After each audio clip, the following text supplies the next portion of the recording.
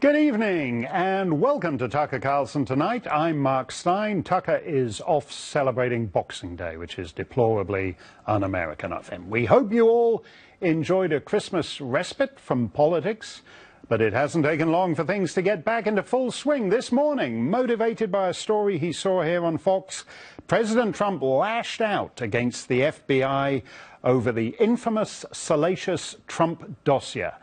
The president tweeted, "Wow, dossier is bogus. Clinton campaign DNC funded dossier. FBI cannot, after all of this time, verify claims in dossier of Russia-Trump collusion. FBI tainted." And they use this crooked Hillary pile of garbage as the basis for going after the Trump campaign. Robin Pirro was regional campaign director for Barack Obama's presidential campaign. Robin, this MI6 agent cooked up the dossier in a couple of weeks, and the FBI have been investigating it now for a year and a half and have been unable to confirm anything except that one guy called Carter Page did actually get on a plane to Russia at some point. Otherwise, after 18 months, all uncorroborated. How much time do you think the FBI should take? Another 2 years, another 3 years, 4 years, 5? I sure hope not, Mark, because the taxpayers are funding this investigation. I do want to remember that. But the FBI has a responsibility to go through all of anything that's presented to them as possible evidence and leave no stone unturned. That includes this dossier. So much of it has been found to be not true. The veracity, they say, should be very much questioned. But just like any law enforcement official, they have to follow the leads, and they have done their due diligence, and it's turning out to not be true. That's why Hillary Clinton did not use it. That's why the Republican candidate who initially funded this dossier did not use it and eventually sold it to Hillary Clinton. But, you know, it was never used. Yeah, so you're saying there's a bit of Oppo research that the people who paid for it didn't even bother using, but it has somehow justified an 18-month investigation into the sitting president. If we flip this around, if, say, the GOP had found some French spy instead of an MI6 guy to come up with a salacious dossier saying the Democrat candidate is up to all kinds of kinky shenanigans in Eastern Europe, would you be happy to have the FBI investigate obvious nonsense for 18 months? No, I would not. But it does, like I said, it's just their due diligence of investigating, leaving no stone unturned. But I want to remind you that what led to this was the firing of Director Comey very unceremoniously. No. And all of there were multiple instances of the Russian government trying to hack into voting systems in several states. So there were lots of things that triggered this. It was not just this dossier, as Donald Trump himself tried to allude to this morning. Well, wait a minute. This Russia investigation has actually been going on for longer. It predates the election. So, in other words, why would the Russians be trying to hack into a voting machine in Iowa in June of 2016? Mark, because they have an agenda to fulfill, and disrupting our way of democracy suits their agenda. They are our adversary. Make no mistake about it. I myself am a veteran Army Ranger. I know that Russia is our adversary. They are not looking out for our best interest. Yeah, but we have a situation here where the only thing that concrete that anyone's been able to find is that Putin paid for 100 grand's worth of Facebook ads. I never knew, speaking as someone who's not even eligible to run, I didn't know you could steal an election for 100,000 in Facebook ads when your candidate, Mrs. Clinton, spent $2/3 of a billion. You spend $2/3 of a billion, but a guy comes along and buys 100 grand of Facebook ads, and boom, snaffles the election away. Is that the theory? No, like I said, I think the real problem here is when we found evidence that they tried to actually affect the voting machines in those states. That is a serious problem, and I'm glad that the FBI is looking into it. We should all do that. We should all want the FBI to make sure that our way of democracy is protected and defended. They have an oath to defend and protect our Constitution against enemies, foreign and domestic. We have to make sure that Donald Trump is not an enemy of the state by colluding with Russia. Well, taking your line that Russia is a geopolitical strategic enemy of the United States, they managed to get this election-stealing racket, whatever it is, hacking into voting machines in New Hampshire or Florida or wherever, up and running. We've been investigating this now for 18 months. Why can't the FBI wrap up an investigation into an election campaign in less than the 2-year period between elections? Mark, we are not privy to that information, just like we were not privy to all of the information into Bill Clinton and Watergate, which ended up birthing the Monica Lewinsky scandal. We don't have all of that information, so it's impossible and preposterous for us right now to speculate on why it is taking this long. They are doing their jobs. They are public servants doing their jobs, and they're under attack on the daily by Donald Trump, who I think is doing a psyop campaign because he knows that there's more information coming and he wants to plant a seed of doubt in the public. To me, that is reprehensible. Well, Robin, thanks for framing it as a psyops campaign. If you're actually targeted by the FBI, I'm not sure you need psyops to want to protest against that. Tom Fitton is the president of Judicial Watch, and Tom, Robin was rather coy about that. But basically, this totally worthless dossier has had an incredible life. It's like a zombie. You cannot drive a stake through this piece of garbage thing that a foreign spy cooked up for the Democrats. It's running around like a mechanical hare all across town. Has it got any probative value, as the lawyers like to say? Well, according to your news organization's reporting on the testimony of Andrew McCabe, the number 2 at the FBI, they couldn't confirm anything, or he refused to confirm anything beyond the fact that Carter Page, a campaign advisor to the Trump campaign, may have traveled to Russia. Right. Other than that, there's nothing they've been able to confirm. But what we have been able to confirm is that the authors of the Trump dossier were Clinton campaign vendors, and they were working with the Obama Justice Department and the Obama FBI.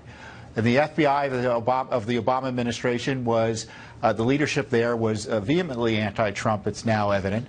And they laundered this campaign document into the Justice Department and FBI, and it may have been used to spy on the Trump campaign. And it still may be being used by Robert Mueller. Right. So, you know, to the degree the dossier is still being used by Mueller, it's a real ethical concern because of where it came from. No, I agree with you on that, Tom. I mean, in a sense, it's a bit like what in Hollywood Alfred Hitchcock used to call the MacGuffin. It's like used as the pretext to set the game afoot. In other words, it had no value as Oppo research to Hillary Clinton, but it had value to the government, the outgoing government, in getting them into a position where they could surveil their political opponents. That's the conspiracy theory. And it gets even worse for Mrs. Clinton, because what happened is that Mrs. Clinton used her law firm, her campaign's law firm, as a cutout to spend money on this Fusion GPS dossier effort, who went to Russia, supposedly, to talk to intelligence people and intelligence sources in Russia. So you had the Clinton campaign spending money to send people to Russia to find dirt on Donald Trump, and Donald Trump's the one under investigation on collusion. And to me, this is a political investigation. It was designed by never-Trumpers, anti-Trumpers, right, whatever you want to call it. James Comey obviously did not like President Trump, and he leaked information in order to get this appointment of Robert Mueller. And it's just gone downhill from there. And now we found out the top FBI agent under Mueller, in terms of counterintelligence, was a never-Trumper. The number 2, Andrew Weissman, the number 2 prosecutor on his team, attended Hillary Clinton's election night party. And was sending friendly emails to Sally Yates as she thwarted the rule of law at the Justice Department. That's actually the Obama holdover. That's actually incredible, Tom. Thank you for that. It is the revenge of Jim Comey, and a former FBI official says the fired director's behavior has effectively sabotaged the credibility of the Mueller investigation. That FBI official joins us next on Tucker Carlson Tonight.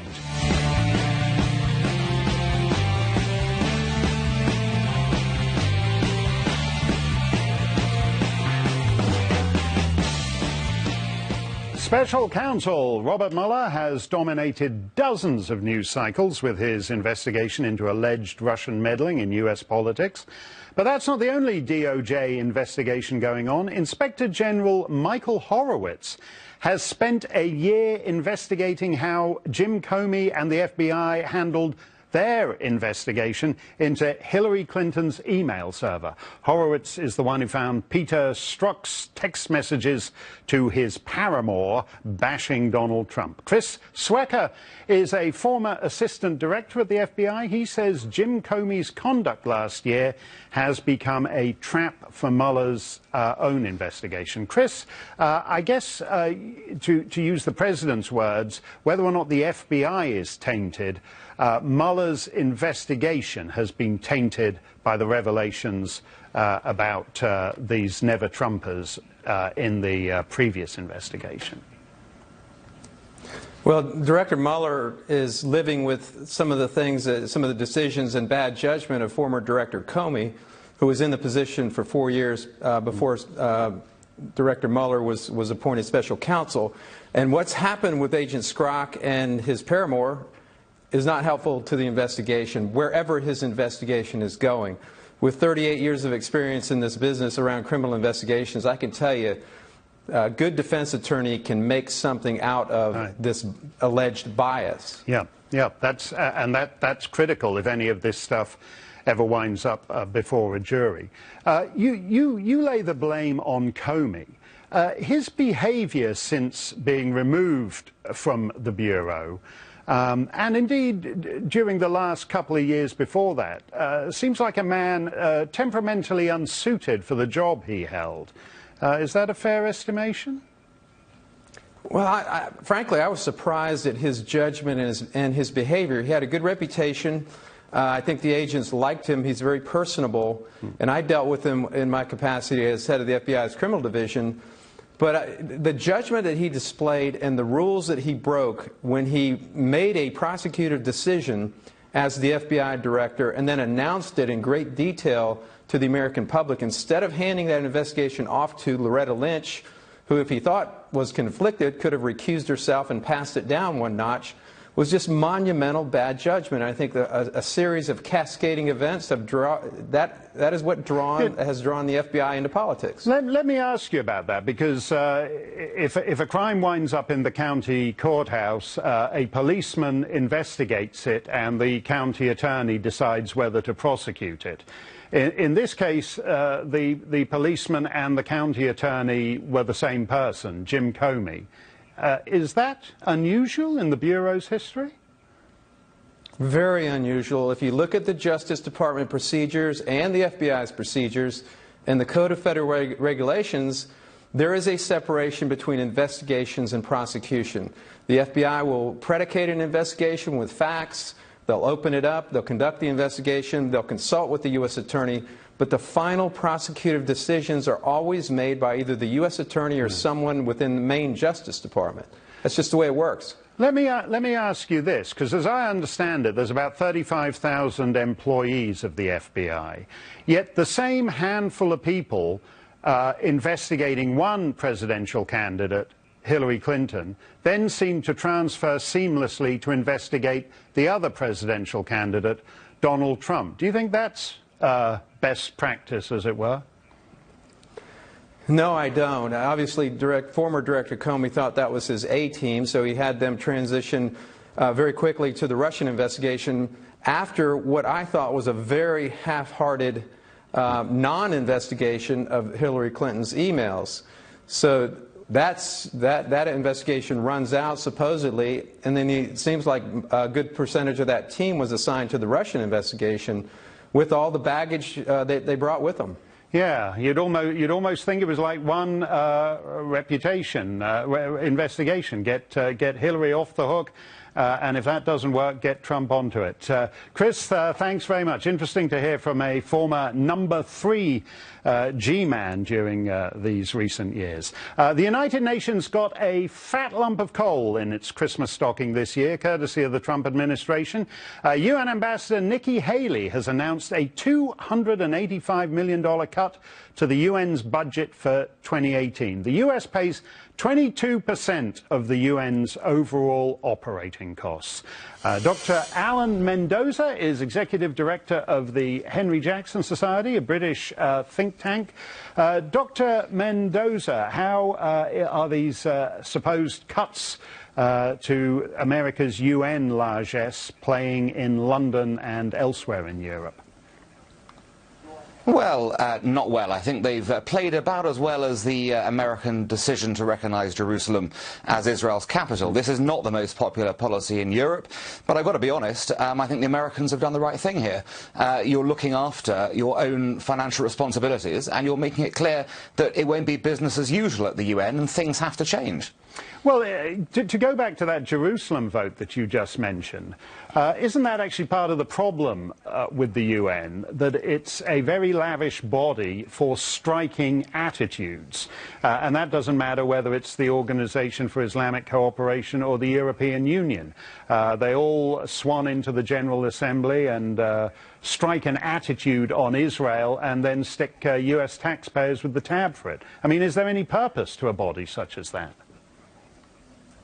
Well, I think the General Assembly is just a waste of space. I mean, if you look at what you see there, you see democracies completely outnumbered by non-democracies, which wasn't, I think, the goal of the UN when it was set up. And as you say, you have every hobby horse being flogged, and the results are that frequently the democracies don't get their way in terms of what you might think would be sensible international policy, and you get crazy things passed through. Now, fortunately, of course, it has no sort of standing value. But then you've got a question, as you suggest, what's the point of an organisation, or at least a body, that has no ability to influence things and which gets hijacked in this way?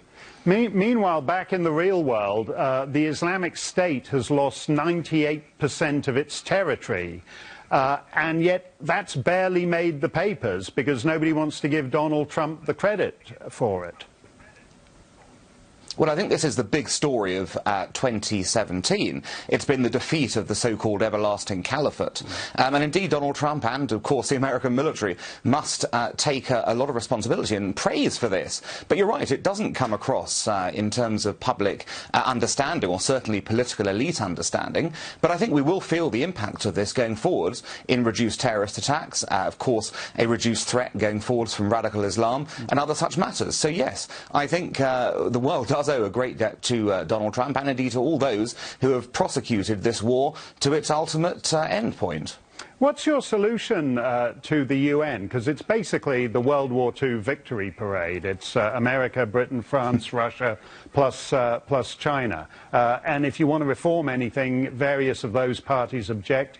Is it just something that should be left to die, every 200 million by 200 million cut, or can it be reformed?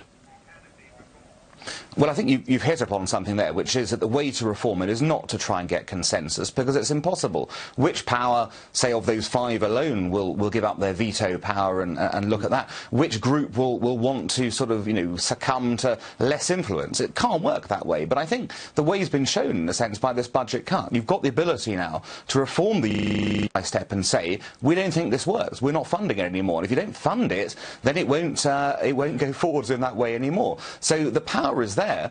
Do we have the confidence to use it?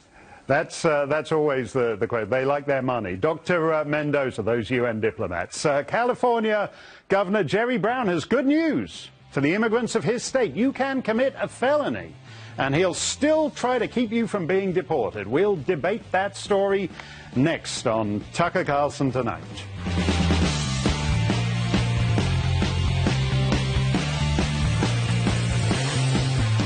Governor Jerry Brown has a message for his constituents. Non-citizens don't just have rights here in the US, they may have more rights than you do. Just before Christmas, Brown pardoned 2 immigrants scheduled to be deported for committing felonies here in the US. One of the 2 men was a gang member convicted of an illegal weapons charge. Brown's hope is that the pardons will allow both immigrants to stay in America. Evidently, he believes they will greatly strengthen America. Jose Magana is an attorney and immigration advocate. He joins us. Jose, this is a strategy by guys like you to use gubernatorial pardons to do an end run around the deportation process, correct? Well, Mark, I think there's a little bit of confusion. We may be looking at 2 different versions of the Constitution because mine actually has the 10th Amendment in it. And under the 10th Amendment, governors are expected to regulate their state's criminal justice system, including pardons. These individuals went through an incredibly rigorous and stringent process to be eligible for these pardons, including 10 years of being crime-free, obtaining a certificate of rehabilitation, and paying their debt to society. Well, wait a minute before we get to that, because in 20 years, from 1991, Arnold Schwarzenegger, Gray Davis, and Pete Wilson pardoned a grand total between them of 15 criminals, 15 pardons. That's 3/4 of a pardon per year. In 6 years, Governor Brown has done, I think it's up around 1,500 pardons. So clearly, the nature of a presidential pardon and the 10th Amendment and the power of the pardon is changing. And to go back to my question, that's because you guys have figured that the immigration lobby, the illegal immigration lobby, has figured this is a great way to do an end run around the national government's power to deport. It's a great way to help individuals who have been here for 30, 40, 50 years, who emigrated to the United States legally, as both of these individuals did, who have deep legal connections in U.S. citizen families, to essentially present their case in front of an immigration judge. These pardons don't guarantee their ability to stay in the country. Now, Mark, you were Canadian, you had a green card. If this had happened to you, I would be fighting for your opportunity to fight and show that you're a contributing member to this country, which you are. You're doing the jobs that Americans don't want to do, like hosting the show while Tucker's documenting. Yeah.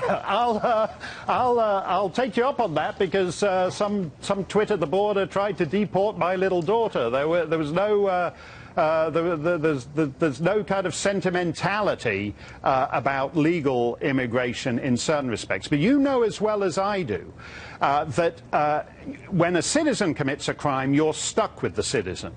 When a non-citizen commits a crime, he is at risk of deportation. So why is the immigration lobby so eager not even to deport criminals? If you want to change people's minds on immigration, wouldn't it help to actually show a willingness to deport gang members with the kind of conviction that one of these pardon recipients has? Well, generally, this administration isn't even prioritizing gang members and criminal aliens. Most of the people that it's going after are little girls with cerebral palsy in Texas, dreamers that get too close to the border, women seeking protective orders in courthouses. So when you say that conservatives are arguing for the deportation of criminals and other similar individuals, that's not even what this administration is doing. It's simply waving gang affiliation as a magic wand to try to turn America against the broader immigrant population. And I'm sure you would agree that we shouldn't demonize all immigrants. Well, wait a minute. We can't demonize gang members. I mean, there are communities a long way from the Mexican border that have been hollowed out by MS-13, for example. There are communities that were peaceful, boring, picket fence suburbs where they're now having ritual initiation murders committed by MS-13 members. Why should this gang member be given a pardon? And more to the point, how does the American gang member in the cell next door feel when he sees governors prioritizing immigrants for pardons over the native-born criminal class? Well, in this case, Governor Brown also pardoned a wide variety of U.S. citizens. As long as you meet the stringent criteria, you're able to apply. And, Mark, I would argue that our country has historically always been committed to the concept of rehabilitation and paying your debt to society, which both of these individuals have done. By asking to be deported, these individuals are essentially being double punished. Wait a minute. A World War II veteran from the United Kingdom whose wife got sick and died in hospital, and he's in America, and he stayed with her to die in America, to watch her die in America. He was kicked out and banned from entering the country for 10 years for no crime other than staying with his sick wife. What people are worried about is there's a bifurcation here between a cosseting of the professional criminal class and the ruthlessness that you describe with cerebral palsy victims.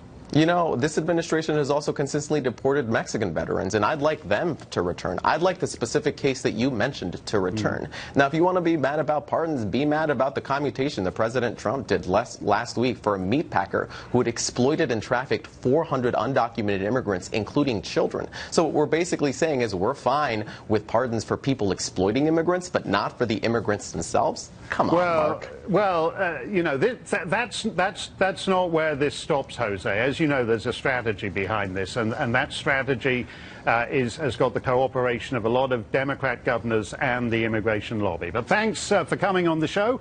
Last week, Tucker reported on the biggest story of the year, the biggest story. Liberals have run out of racist statues to take down, so they've now moved on to racist trees. In the California desert, the city of Palm Springs wants to chop down a grove of 60-year-old tamarisk trees that stands between a golf club and a black residential neighborhood. If you're thinking, hey, wait a minute, aren't liberals supposed to be tree huggers? Well, yes, unless you're planting a racist tree. The city believes these trees were planted with racist intent. Others say it was to prevent some chap sauntering in his +4s from calling for his niblick and chipping that golf ball straight through your window. But that's always the cover for racism, isn't it? People don't go out and say, we're doing this for a racist reason. They go out and say, we're going to give you landscaping. In fact, we're going to landscape you right out of existence. And oh, by the way, these trees are going to protect you from golf balls. So just like race, golf balls flying through your kitchen window is a social construct. Don't worry about it. The tamarisk is now the Robert E. Lee of trees. It's Robert E. Tree. And liberals suddenly have no more desire to hug that tree than they do to hug Charlie Rose or Matt Lauer. The tamarisk is not just racist, it's nasty. The African American, the black families whose properties are adjacent to those trees, and if you've done any research on the tree, you'll know that's one of the nastiest trees around, and it's also been declared an environmental disaster by the federal government. What? They grow to be 60 because feet it's tall, wait, no, slow down. Now, well, hold on. Now, hold on. Because that tree is a foreign tree, you're calling it nasty? So to invert Barbara Walters, if this tree were a celebrity, what celebrity would it be? I am a nasty woman. The tamarisk is nasty and foreign. But wait a minute, as we just heard, in California, everything's foreign. An illegal immigrant can get a driver's license, free health care. An unlawful immigrant can practice law in California.